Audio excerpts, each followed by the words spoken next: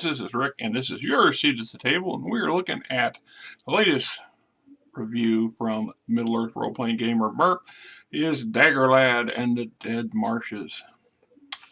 This is from Iron Crown Enterprises. And I believe, let's take a look, see if we can figure out what the year was. 1984, year before I graduated. I've been 17 years old and a junior in high school. Our traditional conversion systems for running any game system, pretty much any fantasy setting role-playing system that you're familiar with or comfortable with, you can easily modify these modules and these source books to be used in those games. So, an introduction, the land, the then and now.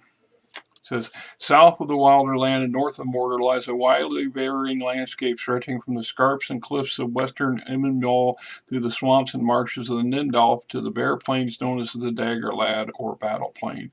Once these lands were pleasant enough in the ways of wild places, although they were never much favored by settlers. The wetlands were filled with all manner of waterfowl, alive with songs of frogs and blackbirds. The region's waters gleamed with fish, and deer grazed the marsh grasses, bothered only by the hunting expeditions of the scattered tribes of marshmen.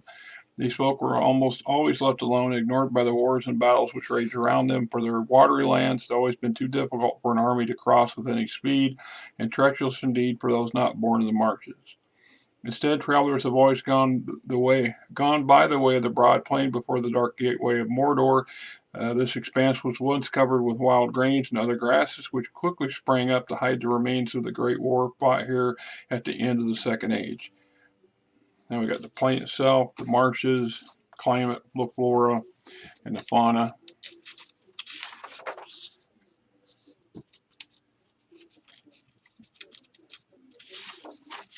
So that's one of the interesting things about MERP that I always liked was the plants and animals, while somewhat exotic and different and somewhat unique to Middle Earth, were still fairly mundane. You did not have the huge, never-ending variety of exotic, extremely exotic beasts or magical beasts or magically created beasts that you see in your traditional role-playing games such as Dungeons and Dragons, Pathfinder, Rollmasters, and so on. So they because of the canon, because Tolkien's creation limits the expansion of what I consider fluff.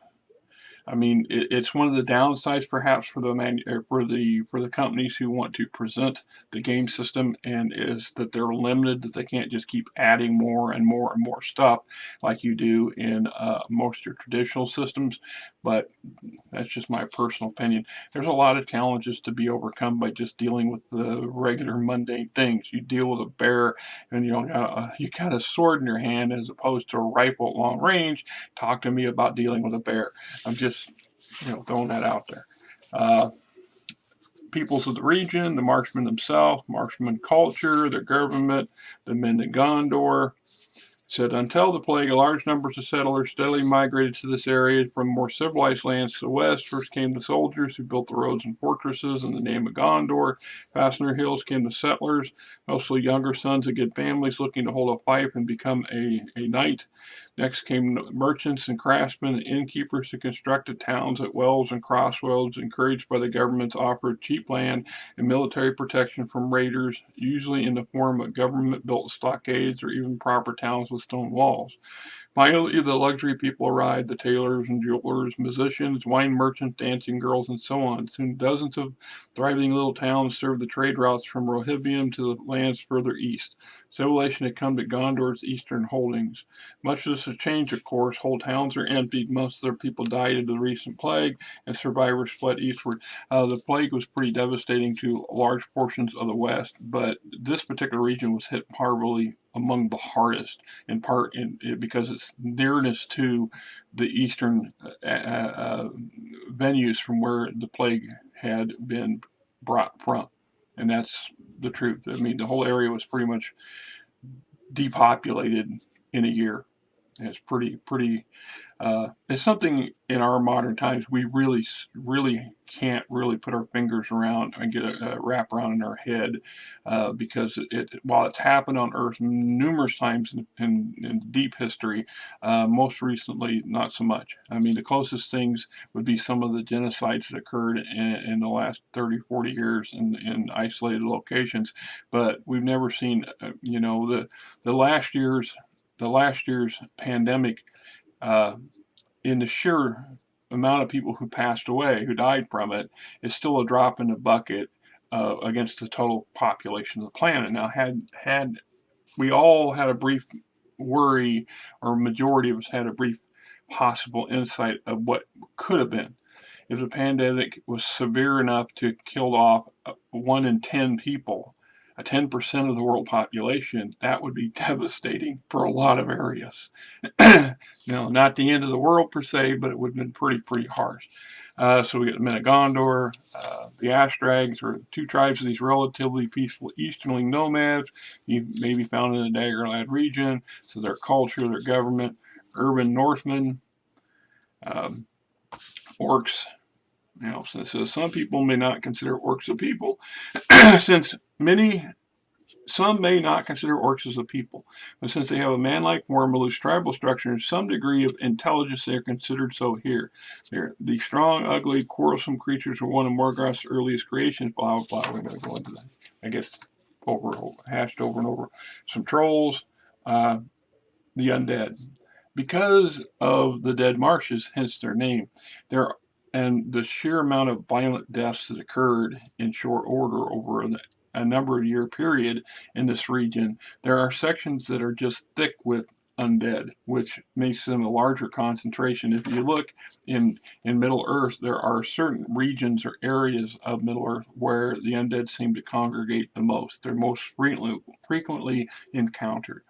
And so also, unlike a lot of other role-playing game systems, while we have a number of undead types, we don't have a plethora of them. There's not just this never-ending list of possible undead that you can encounter, because that's what people got bored with, fighting the same thing over and over and over again. And the opportunity for the game creators and designers of Dungeons and Dragons, for example, just to keep introducing you to new stuff, right? Just to give you something new to play with. So you got the general nature of the undead. We got ghouls, wraiths, ghosts. Pretty much it. They got a bit more detail in here. We got ghouls, greater ghouls, skeletons, skeleton lord, corpse candles, corpse lantern, swamp star ghost, greater ghost, and the barrow right. So we got politics of the regions, places of interest, fortresses of Gondor, the villages of Gondor. Said in recent years, many of the settlements in the region have been depopulated or abandoned. Those that remain are like most of the Gondorian towns found east of the Anduin and north of Ithilien, where they are fortified and lie on crucial roads or arteries within hailing distance of one of Gondor's many citadels. So a couple towns. We got tombs at Dagorlad. We got Tol Mabar, lair of the bandits of the dead marshes, and Sarn Turngweth. Always gives me a challenge. It's tongue twisters. Adventures and guidelines for Dagorlad and the Dead Marshes. Potentials for plenty of disease. Here's a chart. So we got marsh flux and red fever, yellow rheum, quaking fever, marsh flux. Was it yellow rheumatic fever? The rheumatic fever, little personal thing. My mother, when she was a child, suffered from a bout of rheumatic fever, and it was pretty traumatic, and it affected her life for her entire life. So this is some pretty. It's something that gets downplayed a lot in role-playing games, but the long-term effects of catching a disease or an illness born from this, that, or the other thing is. I've used this successfully in some campaigns against players as a GM. Player character backgrounds, selecting an adventure, suggestion on running adventures, safe starting points for adventure. So Tir Nindar, the major Gondorian fortress of the region, and we get a breakdown of some of the NPCs at the Gondor's fortress, the lords at Tir Nindar, and the NPC names and backstories and so on, military operations in the area, fortress layout for the 10 that are, so we got to break down a little bit of it.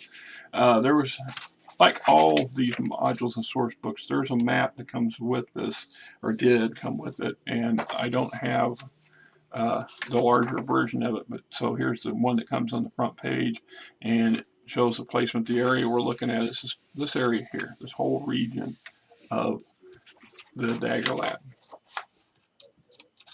So we got Caras Gwindar, or Gwindar's Town, was founded 368 years ago, shortly after the establishment of Tir Nindar as the area headquarters. The founder, a merchant named Gondor, used all of his savings, blah, blah, politics and society in the town, trade in the town, some places in the area, coinage system, food and lodging and their costs, accessories, town plan at Caras Gwindar. If the old Selbred, town along the trade route, prominent town folks, a smaller town, but once again, its primary purpose is to service travelers and merchants moving up and down through the region, heading to further points east or west. The Ashdrags, venturing near Tel Venir, life in the marsh village of Tel Venir. So we got a marshman village. And we got Cambrin's men, the bandits, the band of robbers and cutthroats that prey on farms, estates, and caravans. And breakdown of all the details and stuff. So NPCs for marshmen, NPCs for Ashdrag characters, NPCs at the bandit hold, layout of the bandit hold, nice maps and the ruins of an old fortress that they're using, the interior shots.